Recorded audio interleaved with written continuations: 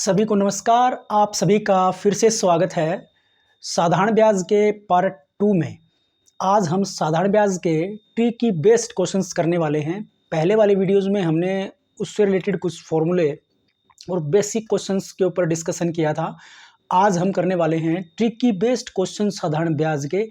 और फिर मैं वही कहूँगा, आप रट के मत करिए, बिना रटे आप उसको ट्रिक बनाने की कोशिश करिए। हाँ, जिसकी नहीं बन पाती है उसको आप अगर वैसे याद करके करते हो फॉर्मूले को तो वो एक अलग बात है। तो चलिए शुरू करते हैं। वीडियो शुरू करने से पहले मैं आपको बता देना चाहता हूँ कि वीडियो को पूरा देखिए, तभी आपको उसका बेस समझ में आएगा। तो चलिए शुरू करते हैं फर्स्ट क्वेश्चन की तरफ। और फर्स्ट क्वेश्चन ये है कि उस दिन हमने एक क्वेश्चन जो था, मैंने बोला था कि मैं इसको छोड़ रहा हूँ, इसको हम ट्रिक की बेस्ड क्वेश्चंस के अंदर ही ऐड करके करेंगे। तो वही क्वेश्चन आज हम पहला करने वाले हैं। और वो क्वेश्चन ये था, उसके अंदर क्वेश्चन के अंदर क्या था कि एक व्यक्ति था और उसने 12% वार्षिक ब्याज दर पर 3 वर्ष के लिए कुछ धन कर्ज लिया। समय की समाप्ति पर 3400 रुपये वापस करता है। धनराशि क्या है? क्वेश्चन को मैं एक बार बोर्ड के ऊपर भी ले आता हूँ।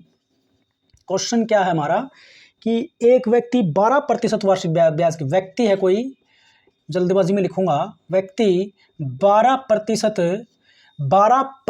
वार्षिक ब्याज, देखो ब्याज वार्षिक बताया उसने, वार्षिक ब्याज की दर से, वार्षिक ब्याज की दर से 3 वर्ष के लिए कोई राशि उधार लेता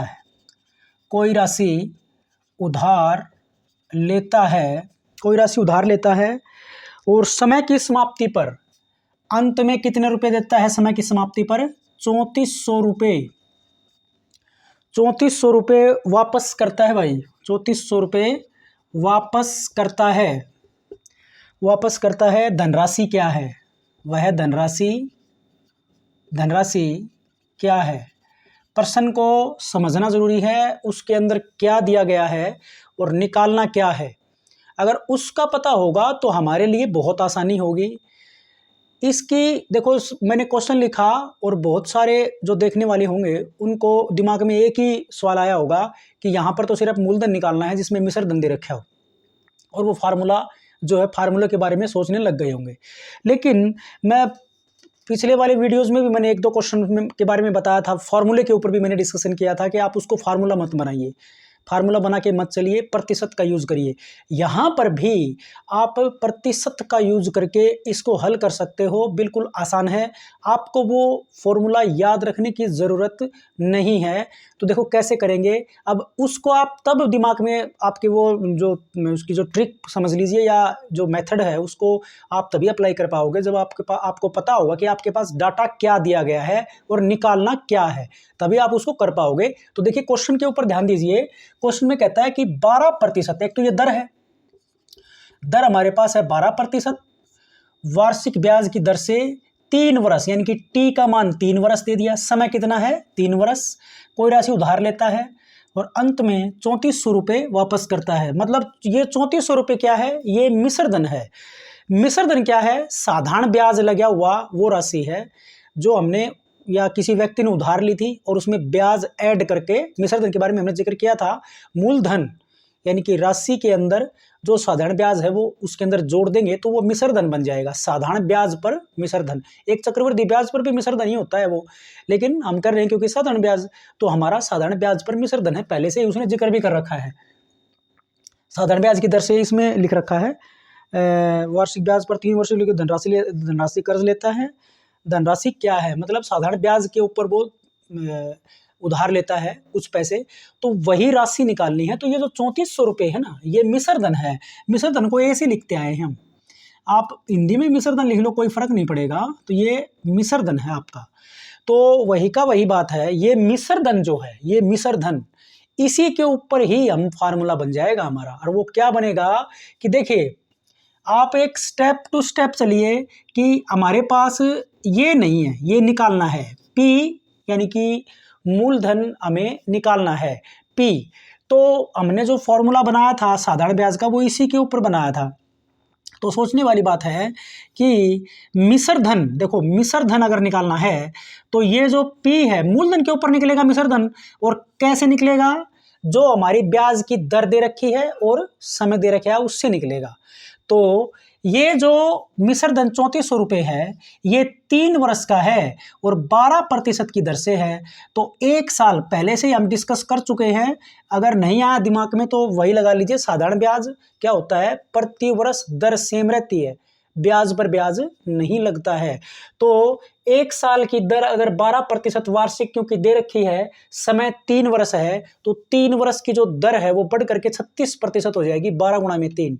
या फिर ये समझ लीजिए 12% पहले साल की, दूसरे साल की फिर 12%, तीसरे साल की फिर 12%, तो 12 + 12 + 12 यानी कि 36% दर हो जाएगी हमारी। दर कितनी हो जाएगी 3 वर्ष की, 36%। ये 36% हो जाएगी, आप इसको 36% मानिए। तो ये जो राशि है ये कितनी होनी चाहिए, ये पहले अपने आप की 100% थी, ब्याज की दर 36% होने से ये टोटल कितने प्रतिशत हो जाएगी, मूलधन का 136% हो जाएगी। बात क्लियर हो गई होगी। यानी कि मूलधन अपने आप का 100% है, ब्याज की दर के कारण ही जो है मिश्र धन हमारा हमें प्राप्त होगा, ब्याज की दर अप्लाई करने से और समय अप्लाई करने से। तो ब्याज की दर हमारी पहले साल की 12%, या फिर ये समझ लीजिए कि इसके गुणा में वही वाला फार्मूला हम लगा करके कि ब्याज निकालने फिर मूलधन में उसको जोड़ देंगे, तो वही 136 12 या 36 होना ही है, क्योंकि PRT का हम फार्मूला लगाते हैं उसके हिसाब से 12 या 36 बनेगा। अब क्योंकि मिश्र धन दे रखा है तो उसके अंदर मूलधन भी जुड़ जाएगा, तो वो 100, मूलधन अपने आप का 100% है। कोई भी राशि अपने आप की 100% मान के चलते हैं, मान के नहीं चलते हैं, वो होती है। तो वो कितना हो जाएगा, मूलधन का 136%। तो हमारा सारी बातें छोड़ करके क्वेश्चन के ऊपर कॉन्सेंट्रेट करते हैं। तो मूलधन का यानी कि P का 136% ये होगा 3400 रुपये होगा। ये एक ही लाइन थी इसके अंदर, इतना बड़ा लेक्चर मैंने दे दिया, एक ही लाइन थी इसके अंदर बस ये वाली। अब यहां से P का मान, P का मतलब क्या होता है भाई, गुणा, और ये प्रतिशत है, इसका क्या मतलब होता है, इसके नीचे 100। तो P निकालेंगे तो 3400 के गुणा में तो ये 100 जाएगा और नीचे आएगा 136। अब जिसने ये मूलधन का फार्मूला मिश्र धन दर और समय दे रखा हो वो दिमाग में आ गया, वो देखो वही का वही फार्मूला बन गया। ये क्या है हमारा मिश्र धन, जिसको हम ए से लिखते हैं, और गुणा में 100 बटे ये 136 क्या है भाई, 100 + R गुणा में T। देखो ये फार्मूला होता है हमारा, जो P निकालने का फार्मूला था, R गुणा T करेंगे तो दर हमारी 12 है, समय 3 है, 12 या 36, 100 में जोड़ेंगे 136 हो जाएगा। तो ये फार्मूला आपने देखा होगा, जब मिश्र धन दर और समय दे रखा हो और मूलधन निकालना हो तो हम ये फार्मूला लगाते आए हैं। तो आप इसको फार्मूले के तौर के ऊपर ही अगर आपने बिल्कुल ही दिमाग में सेट कर रखा है तो देखो चलता है, लेकिन अगर आप उस तरीके से लेते हो तो दिमाग के ऊपर प्रेशर कम पड़ेगा, जल्दी से आपका हल भी निकल जाएगा, भूलोगे भी नहीं तो इसमें एक छोटी सी गलती करिए और आपका गलत हो जाएगा। तो हमारा जो लाइन बनेगी वो क्या बनेगी, P का 136% बराबर 3400, प्रतिशत को हटाएंगे नीचे 100 आएगा, 100 इसके गुणा में चला जाएगा, P का मान निकाल लेंगे तो का मतलब गुणा होता है, 136 नीचे आएगा। इसको हल कर लीजिए तो ये बनेगा भाई, 4 से काटेंगे तो 4 × 12 और 4 × 4 = 16, 34 गुणा 4 है ये, और ये 34 पे कट जाएगा, ये 100 आ जाएगा, और इस 4 से काटेंगे तो ये 25 को 100 से गुणा करेंगे तो 2500 रुपये। ये 2500 रुपये क्या है भाई, मूलधन। तो वो राशि जिसको 12% की दर पर 3 वर्ष के लिए दिया गया था, तो वो राशि जो होगी वो 2500 रुपये होगी। और उसका ब्याज भी अगर पूछ रखा है, देखो अगर ब्याज भी पूछ ले हमारे से तो 2500 जो है 3400 में से घटा दो। अगर इस क्वेश्चन में ब्याज पूछ लेता है आपसे तो ये 2500 तो आपका मूलधन है, इस 2500 को इस मिश्र धन जो 3400 रुपये पहले से गिवन है उसमें से घटाएंगे तो 500 + 400 यानी कि 900 रुपये ब्याज आ जाएगा। आई थिंक क्लियर हो गया होगा। नेक्स्ट क्वेश्चन देखो, हमारी ये एक टाइप थी जिसके अंदर ब्याज, जिसके अंदर दर, समय और मिश्र धन दे रखा हो और मूलधन या फिर ब्याज निकालना हो, तो वो क्वेश्चन को हम इस तरीके से करेंगे। नेक्स्ट क्वेश्चन जो है हमारा, उसका भी आप सभी ने उसकी ट्रिक्स और भी बहुत सारे वीडियोस देखे होंगे, उसके अंदर वही ट्रिक अप्लाई करते हैं। लेकिन देखो हम क्या करेंगे उस क्वेश्चन के अंदर, हमारा जो नेक्स्ट टाइप है जो हम ट्रिक की बेस्ड क्वेश्चन कर रहे हैं कि कोई राशि 10 वर्ष में 3 गुनी हो जाती है भाई। कोई राशि मतलब इसमें कोई राशि साधारण ब्याज की दर से 10 वर्ष में कितनी हो जाती है? 3 गुनी हो जाती है। 3 गुनी हो जाती है। तो देखो, अगर वो ये 2 टाइप हैं, इस क्वेश्चन की 2 टाइप हैं। अगर वो समय देता है तो दर पूछेगा, दर देता है तो समय पूछेगा, उल्टा है एक दूसरे का। तो 10 वर्ष में 3 गुनी हो जाती है तो वो पूछता है कि वार्षिक ब्याज की दर क्या है। ये दर ये निकालनी है भाई हमें, दर प्रतिशत। तो दर निकालने का एक ही तरीका है। देखो भाई, हमारा क्वेश्चन जब पहला वाला वीडियो था इसमें बेसिक्स फॉर्मूले यूज करे थे, तो हमने ये बताया था कि PRT/100 बराबर साधारण ब्याज होता है, सिंपल इंटरेस्ट, यानी कि मूलधन गुणा दर गुणा समय बटे 100 बराबर साधारण ब्याज। या फिर आपको पता होगा, इसको मैंने समझाया था कि ये एक दूसरे के अनुक्रमानुपाती या समानुपाती भी कह सकते हो आप, समानुपाती होते हैं। तो ये दर प्रतिशत है, यानी कि साधारण ब्याज जो होता है ये किसके बराबर होता है? मूलधन के गुणा में दर प्रतिशत के और गुणा में समय के। ये बताया था हमने। अगर यहाँ पर कोई भी, देखो यहाँ पर 4 क्वांटिटीज हैं, एक समय है, एक दर प्रतिशत है, एक मूलधन है और एक साधारण ब्याज है।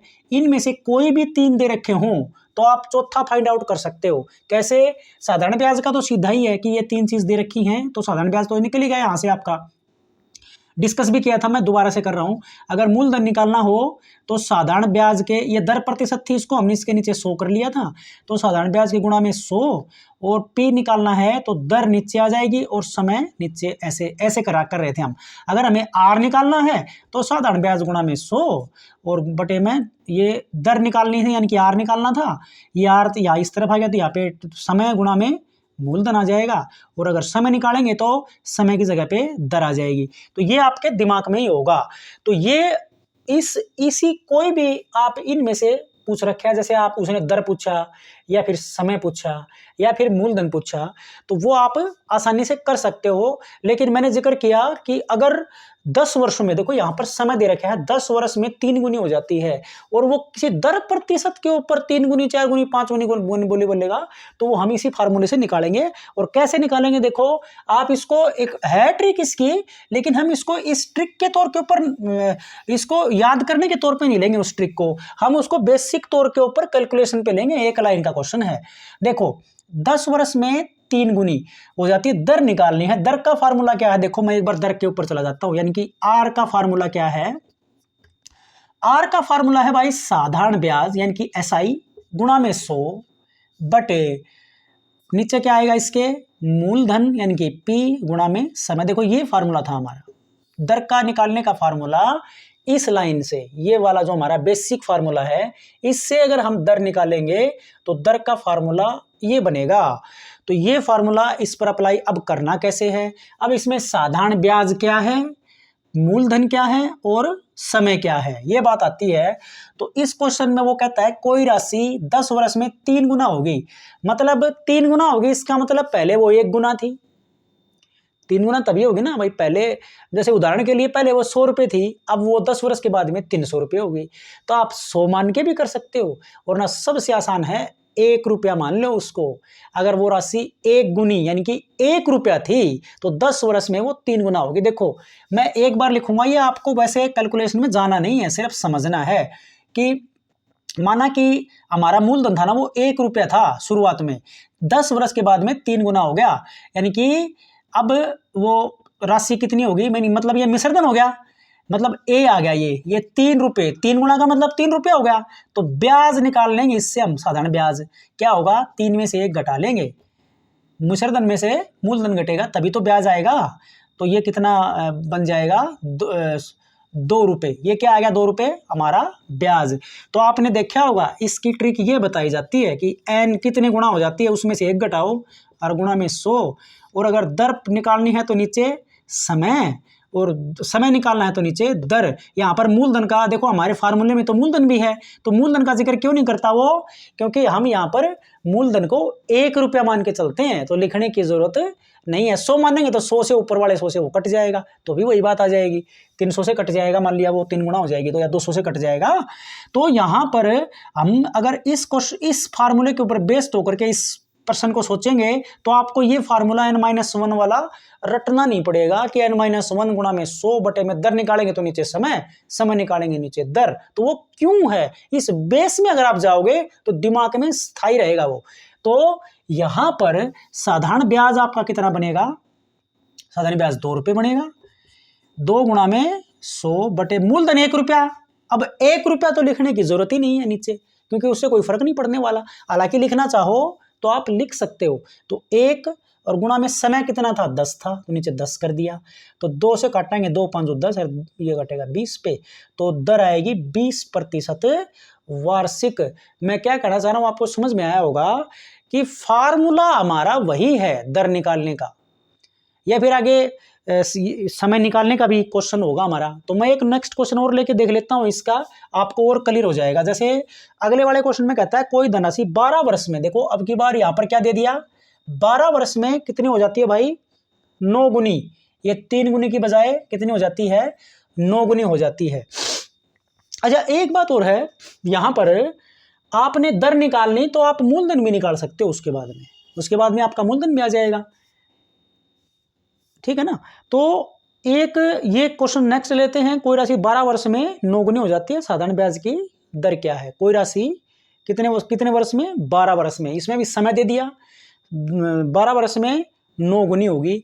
तो आपको समझ में आ गया होगा कि अगर हम मूलधन को 1 रुपया मानेंगे तो मिश्रधन हमारा 9 गुना हो जाता है ना, तो 9 रुपये हो जाएगा। तो ब्याज क्या हो जाएगा, 9 माइनस का 1 यानी कि 8 रुपये। तो हमारा यही वाला दर निकालने का फार्मूला, साधारण ब्याज 8 रुपये और गुणा में 100 बटे मूलधन 1 रुपया लिखने की जरूरत कोई नहीं। गुणा में समय कितना है, 12 वर्ष। तो इसको काट दो, 4 दूनी 8, 4 तिये 12, 200 बटे 3 यानी कि 66 सही 2 बटे 3, शायद ये आता होगा इतने प्रतिशत, 3 से 18 3, हाँ 66 सही 2 बटे 3% वार्षिक ब्याज की दर से वो राशि 12 वर्ष में 9 गुनी हो जाएगी। आई थिंक क्लियर हो गया होगा। क्वेश्चन में नेक्स्ट क्वेश्चन जो हम लेंगे उसके अंदर ये वही प्रश्न तो वही का वही है, लेकिन समय की बजाय उसने क्या दे दिया अब की बार, दर प्रतिशत। तो मैं सवाल प्रश्न ले लेता हूं। कोई राशि साधारण ब्याज पर 5% वार्षिक दर से, देखो यहां पर क्या दे दिया, कोई राशि साधारण ब्याज पर 5% और ये वार्षिक ब्याज की दर से कितने वर्षों में दुगनी हो जाएगी। तो कितने वर्षों में दुगनी, 2 गुना हो जाएगी, 2 गुनी। तो वही का वही है। इसके अंदर सिर्फ हमने फार्मूले में आर की और टी को बदलना है, मतलब यहां पर समय निकालना है तो यहां पर क्या आ जाएगा, आर। तो सवाल आई थिंक आपके दिमाग में ये भी क्लियर हो गया होगा क्या करना है कि 2 गुनी का मतलब क्या है कि 1 रुपया मूलधन, ब्याज भी 1 रुपया आएगा, क्योंकि अगर मूलधन 1 रुपया है तो मिश्रधन हो जाएगा 2 रुपये और ब्याज 2 में से 1 घटाएंगे तो 1 रुपये ब्याज आ जाएगा। तो हमारा ये फार्मूला जो पुट आउट करेंगे, साधारण ब्याज इसका 1 है, गुणा में 100 बटे मूलधन 1 रुपया लिखने की जरूरत को नहीं। दर कितनी दे रखी है, 5, तो ये ऐसे आएगा, 5 से काटेंगे तो 20। तो 20 वर्ष में, प्रश्न में क्या आएगा, 20 वर्ष में 5% वार्षिक दर से कोई राशि कितनी हो जाएगी, दुगनी हो जाएगी। आई थिंक ये दोनों टाइप आपको क्लियर हो गई होंगी। तीसरी टाइप पे जाते हैं। उसके अंदर जो है एक सीक्वेंस दे रखा है कि भाई इतने वर्ष में 5 गुनी हो जाते हैं, कितने वर्ष में इतनी हो जाएगी, या फिर इस दर से 5 गुनी हो जाती है तो कितने प्रतिशत वार्षिक दर से ये 7 गुना हो जाएगी। बात आपको क्लियर हो रही होगी।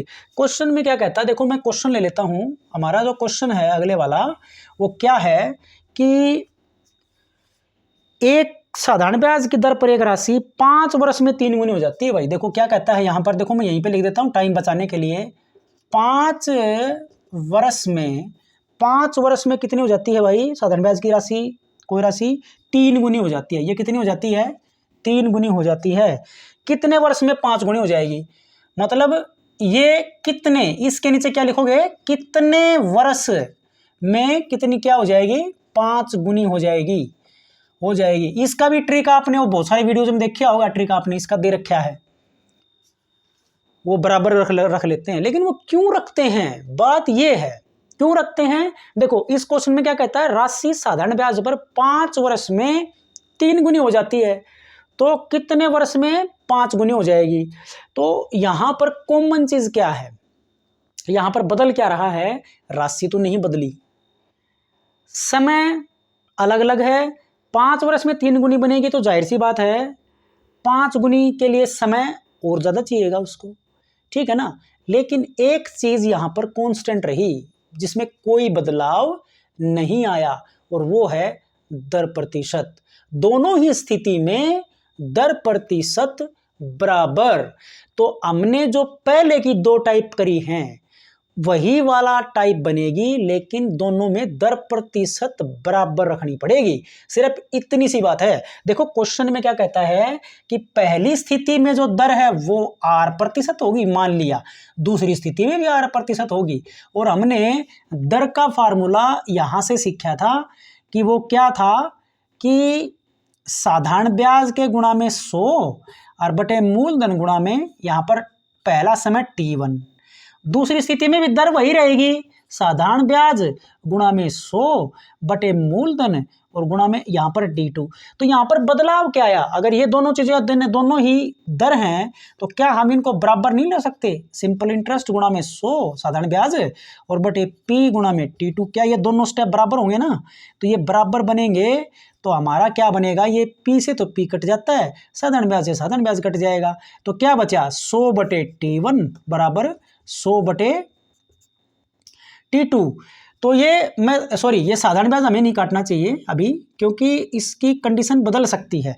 तो जो हमारा फार्मूला क्या बनेगा, कितने गुना हुआ उसमें ब्याज अलग अलग रहेगा ना, क्योंकि समय अलग अलग है या फिर दर अलग अलग है, तो साधारण ब्याज भी अलग अलग आएंगे, तो साधारण ब्याज अलग अलग रहेंगे। तो यहां पर देखो क्योंकि समय अलग अलग है तो साधारण ब्याज अलग अलग, गलती से कट गया, तो ये साधारण ब्याज गुणा में 100 रखिए, फिर दूसरी स्थिति में साधारण ब्याज गुणा में 100 बटे T1 गुणा T2। हाँ 100 से 100 काट सकते हो आप, 100 से 100 काट सकते हो। तो क्या बचा हमारे पास, सिर्फ साधारण ब्याज ऊपर, नीचे पहली स्थिति में जो समय दिया गया है बराबर किसके होगा, साधारण ब्याज बटे में दूसरी स्थिति में जो समय दिया गया है वो, यही स्थिति हमारी दर वाले में आएगी। तो प्रश्न में क्या कहता है कि एक राशि साधारण ब्याज की राशि या साधारण ब्याज की दर से कोई राशि 5 वर्ष में 3 गुना हो जाती है। 5 वर्ष में कितनी बन गई भाई, 3 गुना। तो वही का वही, अगर हमारी राशि वो 1 रुपया है तो वो 3 रुपये होगी, कितने वर्ष में, 5 वर्ष में। ब्याज कितना आया, 2 रुपये। तो यहां पर देखो साधारण ब्याज कितना लिखूंगा मैं, 2, और बटे समय कितना है भाई, 5। अब कितने वर्ष में वो 5 गुना हो जाएगी तो ब्याज कितना हो जाएगा, 4। अब वो T2 हमारे पास नहीं है, आर पार गुणा, तो ये 2 T2 इनकी गुणा बनेगी तो ये बन जाएगा, बराबर हो जाएगा 5 चौके 20। तो T2 निकालेंगे तो 2 भाग में जाएगा, यानी कि 10 वर्ष में। तो कोई राशि साधारण ब्याज की दर से 5 वर्ष में 3 गुना होती है तो वो 10 वर्ष में 5 गुना हो जाएगी। ये क्वेश्चन था। अगर इस क्वेश्चन के अंदर, इसी क्वेश्चन में अगर क्या दे रखा हो, देखिए क्वेश्चन नेक्स्ट लेते हैं, इसके अंदर तो केवल समय अलग अलग था, उसके अंदर क्या दे रखा है, दर अलग अलग दे रखी है, दर प्रतिशत अलग अलग है। देखो क्वेश्चन क्या कहता है, कोई राशि साधारण ब्याज की दर से 3% की दर से, 3% की दर से कितनी हो जाती है भाई, 4 गुनी हो जाती है, 4 गुनी हो जाती है। वही राशि कितने प्रतिशत वार्षिक दर से कितनी हो जाएगी भाई, 7 गुनी हो जाएगी। तो ये आप बिल्कुल आसानी से निकाल लोगे। इसमें ब्याज कितना आएगा, इसमें से 1 घटा दो, 3 बटे दर प्रतिशत कितनी है इसमें, 3 बराबर यहां पर इसका ब्याज कितना आएगा, 7 में से 1 घटा दो, 6। और इस दर को आप R मान लो या R2 मान लो, जो भी आपको मानना है, R पार गुणा। अभी R पार गुणा करने से पहले ये तो कटेगा, ये तो 1 ही आ गया, 0 नहीं आएगा, ये 1 आएगा, या 1/1 कह लो, आर पार गुणा कर लो तो आर का मान 6, तो 6% दर से 7 गुनी हो जाएगी। तो ये थे आज का जो हमारा वीडियो, छोटा ही हो भले, लेकिन इससे रिलेटेड क्वेश्चन आपको जरूर करने चाहिए, इस तरह क्वेश्चन पेपर में आते हैं। तो वीडियो अगर पसंद आया हो तो लाइक करिए और चैनल को ज़रूर सब्सक्राइब कर लीजिए, बिल्कुल फ्री है। So thanks for watching.